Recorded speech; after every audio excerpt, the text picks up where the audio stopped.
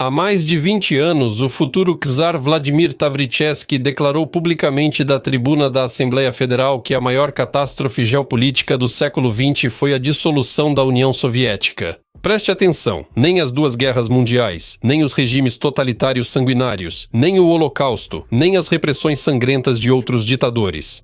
Mas sim o colapso de um império já apodrecido, cujo lugar já era há muito tempo no lixo da história.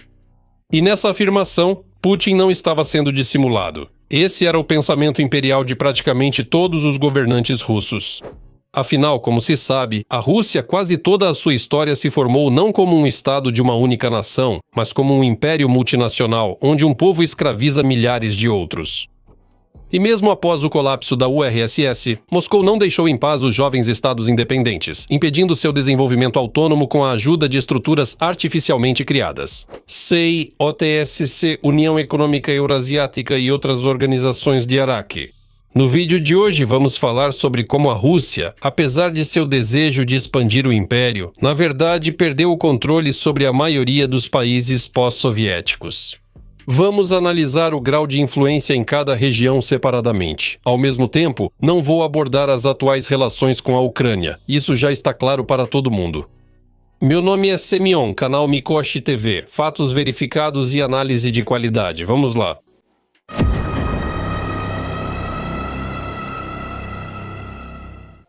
De volta ao passado. Se para as elites russas atuais o colapso da URSS é realmente a maior tragédia geopolítica, o historiador Yuri Feldshinsky, que nasceu e viveu na época da União Soviética antes de emigrar para os Estados Unidos, avaliou de forma diferente o desmoronamento do Império Soviético. A resposta dele às nostalgias delirantes de Putin e de outros como ele soa mais ou menos assim. A tragédia da URSS não está no fato de ela ter se desfeito, mas sim no fato de não ter se desfeito completamente. Essa frase pode ser interpretada de duas maneiras. Por um lado, há claramente um aspecto ideológico aqui. Afinal, ao contrário da maioria dos países da Europa Oriental e Central, na Rússia, o regime totalitário soviético nunca foi discutido oficialmente. Não foi realizada a lustra-cal do aparelho estatal. E o mais perigoso, os serviços secretos praticamente mantiveram sua imunidade total. A Lubyanka simplesmente trocou a placa da KGB pela FSB, e o resultado não demorou a aparecer. Menos de 10 anos depois, máfias chequistas assumiram o poder sob liderança de um ex-tenente-coronel da Segurança do Estado.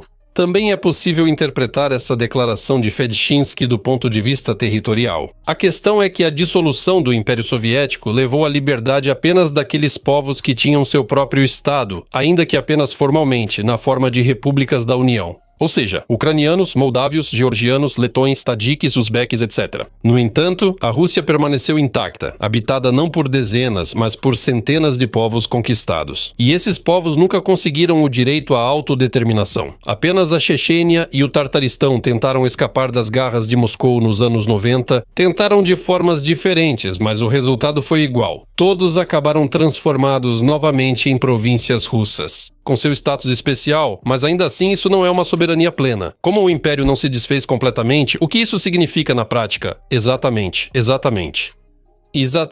Que mais cedo ou mais tarde ela vai querer recuperar os territórios perdidos, ou seja, voltar ao passado. Quero enfatizar especialmente que, ao contrário dos estados civilizados normais, as autoridades russas começaram a buscar não o desenvolvimento e a construção de um futuro melhor, mas sim, a qualquer custo, recuperar o passado glorioso perdido. O passado imperial com o centro na mãezinha Moscou e um autocrata no trono.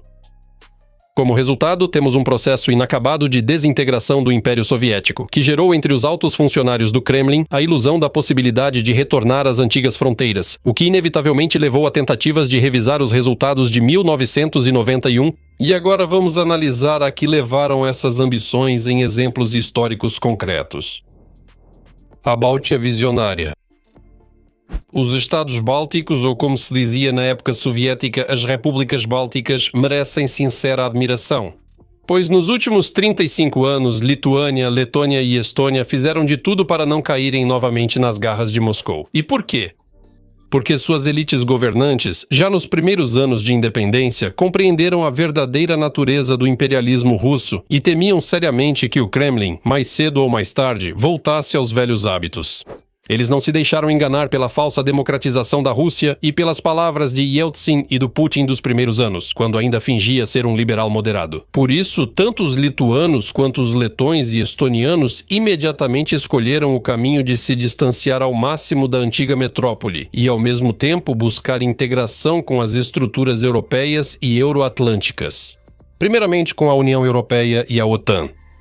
Essa visão de futuro vinha da experiência histórica vivida, que nem era tão distante. A Lituânia, a Letônia e a Estônia viam sua segurança através da lente da traiçoeira anexação soviética de 1940 e da subsequente sovietização sangrenta, que sempre e em todo lugar foi acompanhada por execuções em massa, deportações e coletivização forçada. Por isso, a maioria da população desses países vê a era soviética não como permanência voluntária na União Soviética, mas como um período de ocupação e perda de soberania nacional.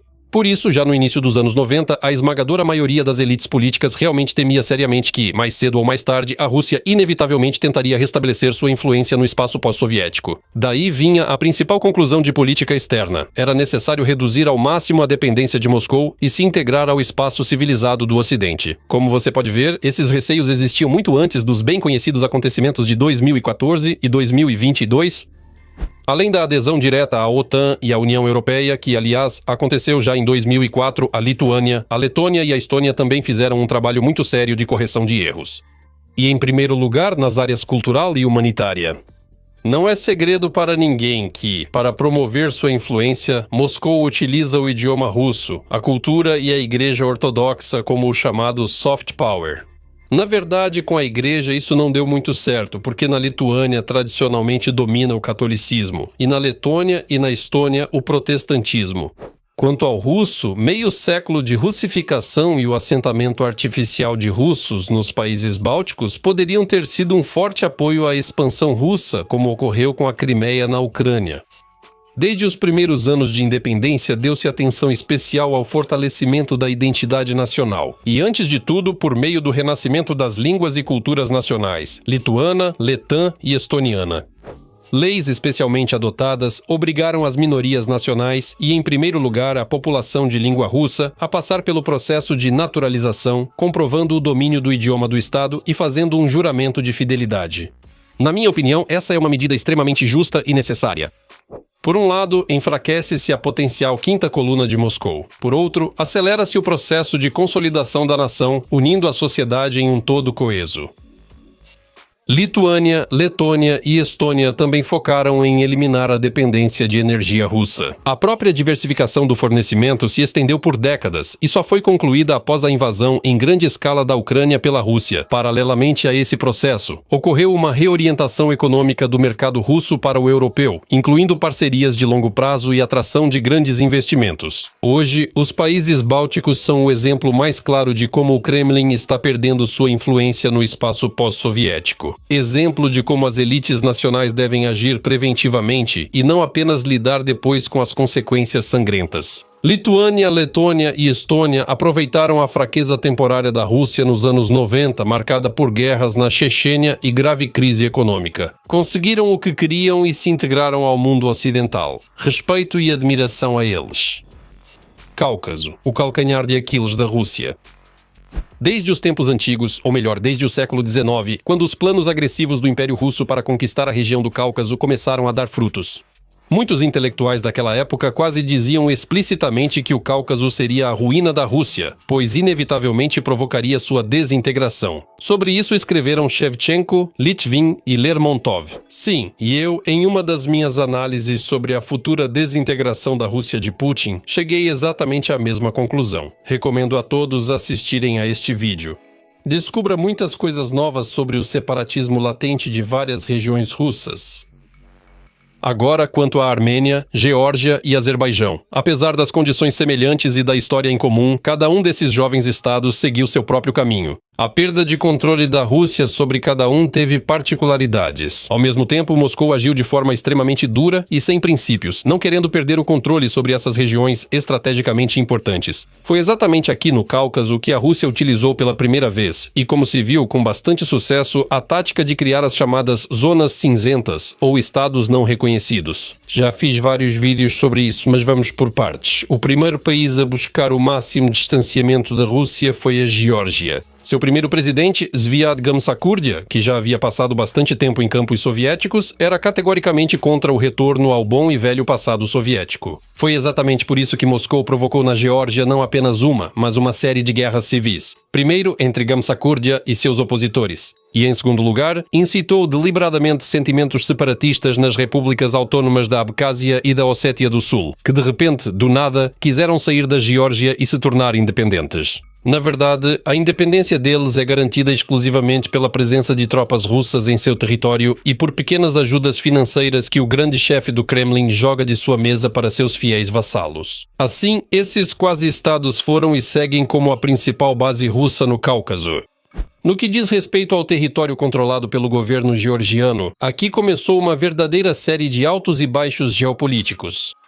A Geórgia de fato começou a oscilar de um extremo ao outro. Zviad Gamsakhurdia foi deposto pela facção pró-Rússia de Eduard Shevardnadze, mantendo a Geórgia sob influência russa por cerca de 10 anos. Mas em 2003, após a famosa Revolução das Rosas, chegou ao poder o jovem político pró-ocidente Mikhail Saakashvili, que imediatamente deu início a reformas progressistas e a uma política de integração com a UE e a OTAN. Como você deve ter adivinhado, Moscou não permitiu que ele tivesse sucesso nesse caminho. Especificamente para demonstrar sua relutância em permitir que a Geórgia saísse do controle russo, os aliados de Putin reacenderam conflitos latentes e organizaram a Segunda Guerra da Ossétia em 2008. Ficou claro ao povo georgiano que tanques russos poderiam chegar rapidamente a Tbilisi e que o Ocidente não os ajudaria a repelir a agressão. Depois disso, a Geórgia começou a se inclinar para o outro lado em direção a uma reaproximação com Moscou. Lentamente e de forma traiçoeira, mas ainda assim o vetor pró-Rússia estava se tornando cada vez mais claro. Essa tendência ficou especialmente evidente em 2012, quando o Partido Sonho Georgiano chegou ao poder, tendo como manipulador não declarado Ivanishvili, o oligarca abertamente pró-Rússia Bidzina Ivanishvili. E desde então, as forças pró-Rússia mantêm o poder em suas mãos. O caminho da Geórgia para o Ocidente está paralisado, e seu maior defensor, Saakashvili, cumpre pena por uma acusação forjada. Além disso, neste momento, a Geórgia desempenha uma função extremamente importante para Moscou como corredor de trânsito para o fornecimento de mercadorias sancionadas provenientes de países ocidentais. Então, por mais triste que seja, o orgulhoso povo georgiano continua sob o jugo da horda de Moscou, pelo menos por enquanto.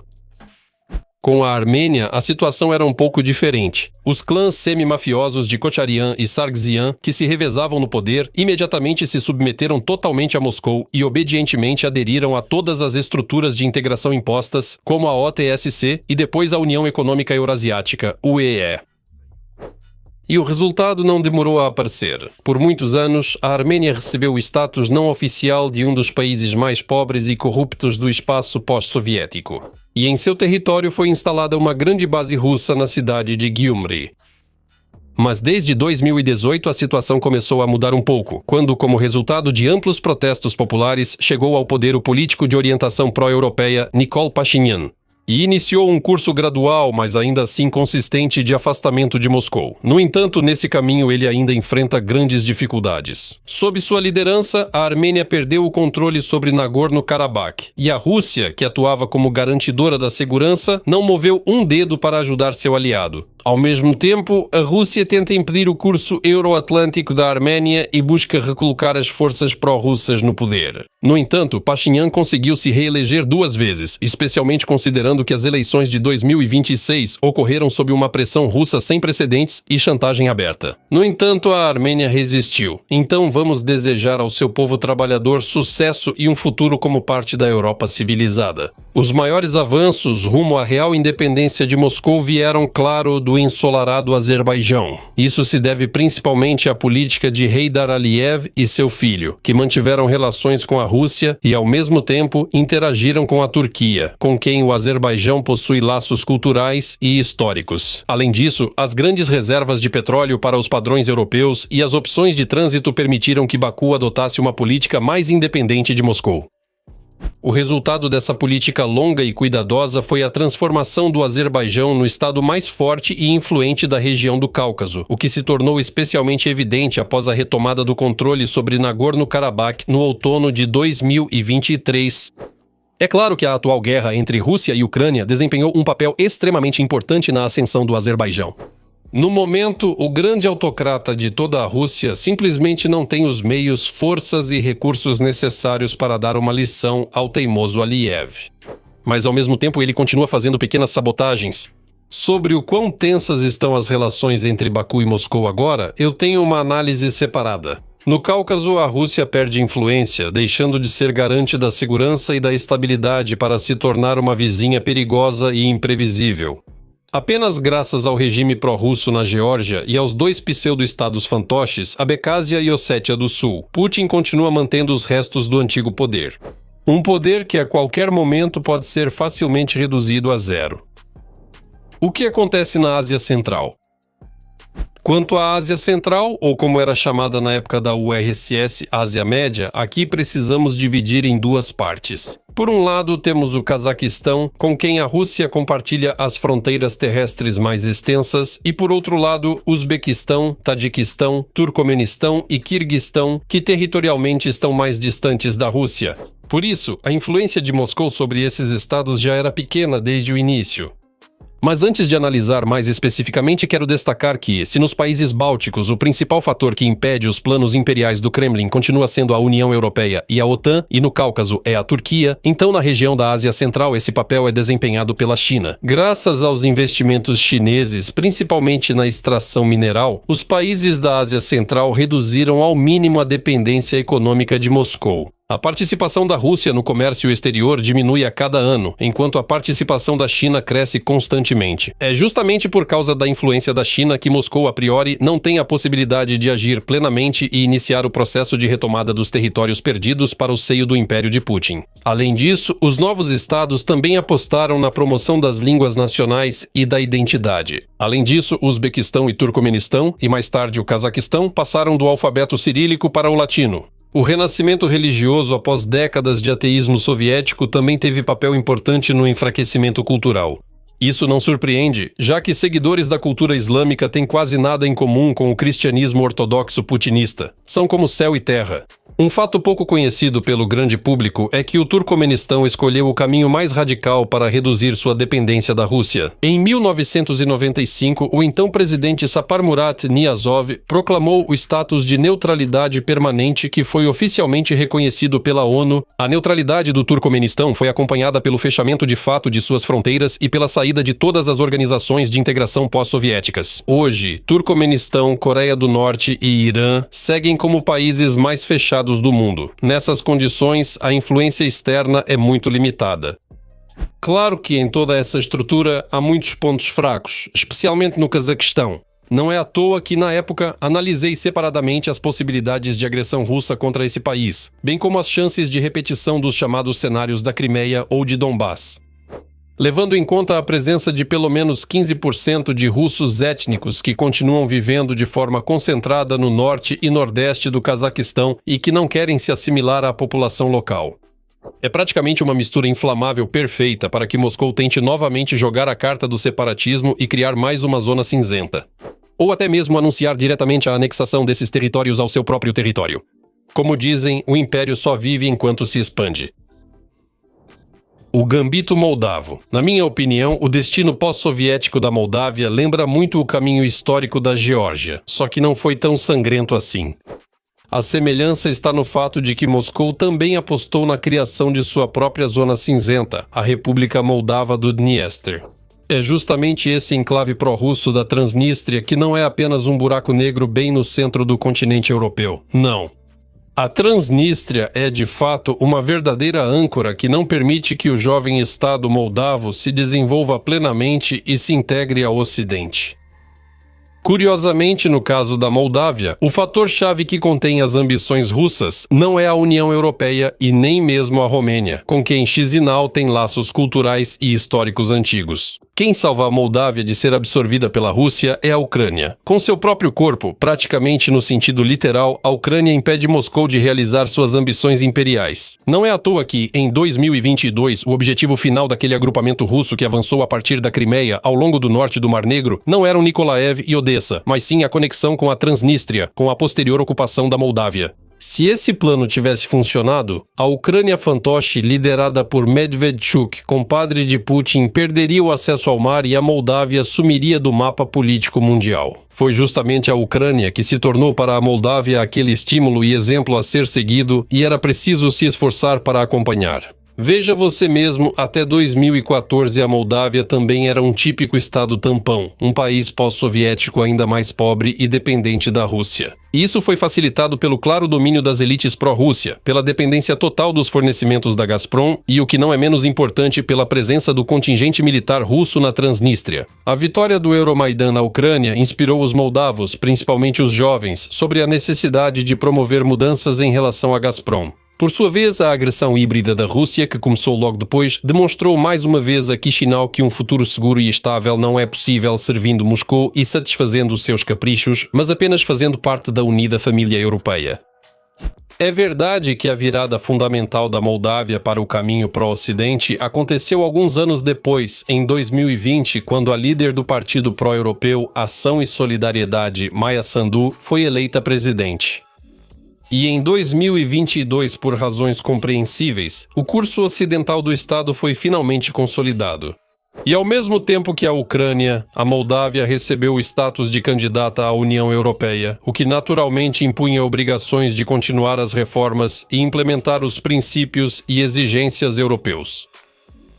Ao mesmo tempo, a Moldávia passou por mudanças internas. Nos últimos anos, houve um expurgo sério de agentes de influência russos. No mais alto nível, foi sancionado o bloqueio dos recursos de propaganda do Kremlin, a expulsão de diplomatas por espionagem e a interrupção dos fluxos financeiros vindos de Moscou através de oligarcas foragidos como Ilan Shor para subornar eleitores. Mas o que é ainda mais significativo, Chisinau deu um salto incrível ao abandonar completamente a compra de gás da Gazprom. O sistema energético da Moldávia foi totalmente sincronizado com a rede europeia. E, finalmente, em outubro de 2024, foi realizado na Moldávia um referendo constitucional historicamente importante. Nele, os cidadãos deram consentimento para a inclusão da integração europeia na Constituição como um objetivo estratégico irreversível.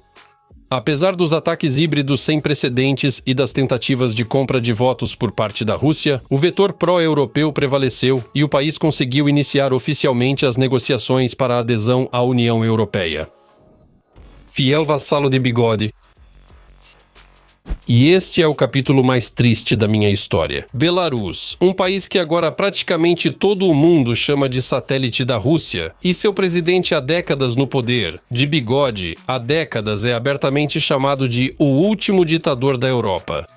E enquanto todos os países pós-soviéticos tomavam pelo menos algumas medidas para se afastar de Moscou, Belarus, ao contrário, fazia de tudo para fortalecer essa dependência. Até a chegada de Lukashenko ao poder em 1994, Belarus tinha chances de seguir outro caminho. Se não pelo caminho dos estados bálticos, pelo menos seguir o exemplo da Ucrânia e se tornar um estado tampão por um tempo. Mas a vitória de Balski, que já naquela época, nos anos 90, era chamado de agente do FSB, cortou pela raiz essas esperanças otimistas. Lukashenko não apenas se submeteu a Moscou, mas também construiu ao seu redor um regime autoritário completo, apoiado por um forte aparato de segurança, energia russa barata e, nos últimos anos, até mesmo pelas baionetas russas, no sentido mais literal. Hoje, o futuro da Bielorrússia depende criticamente do desfecho do confronto global entre a Rússia e o Ocidente e, mais especificamente, dos resultados da atual guerra russo-ucraniana. Se Moscou sair vitoriosa, da Bielorrússia não vai sobrar praticamente nada. Mais precisamente, só restarão o brasão e a bandeira no prédio da Assembleia Geral da ONU e nada mais. Além disso, a transição de poder será importante, pois o sistema político da Bielorrússia gira em torno de uma só pessoa, já com mais de 70 anos. O futuro processo de sucessão ao trono criará um ponto de vulnerabilidade. Sim, claro, as elites burocráticas da Bielorrússia são predominantemente pró-Rússia, porém nelas ainda é forte o instinto de preservação do próprio poder, que exige a manutenção de um Estado independente, e não a completa absorção dentro da Rússia. No fim, a Bielorrússia moderna é um exemplo negativo para o espaço pós-soviético, onde outros países optaram pela modernização e desenvolvimento. A Bielorrússia lentamente escolheu um líder com nostalgia soviética e, no final, transformou-se de sujeito em objeto da grande geopolítica. Hoje, o Estado bielorrusso, formalmente soberano, mas de fato ocupado, é talvez o exemplo mais claro do que acontece com a soberania pós-soviética se ela não for aproveitada a tempo. O único verdadeiro portador da ideia estatal bielorrussa continua sendo a sociedade civil no exílio. É ela, ao que tudo indica, que se tornará o principal recurso caso a conjuntura política algum dia mude. Por hoje é só. Obrigado por tudo. Obrigado a todos os patrocinadores pelo apoio ao canal. Se quiserem, juntem-se a nós. O link estará na descrição. E nos vemos no próximo episódio. Tchau a todos. Пока.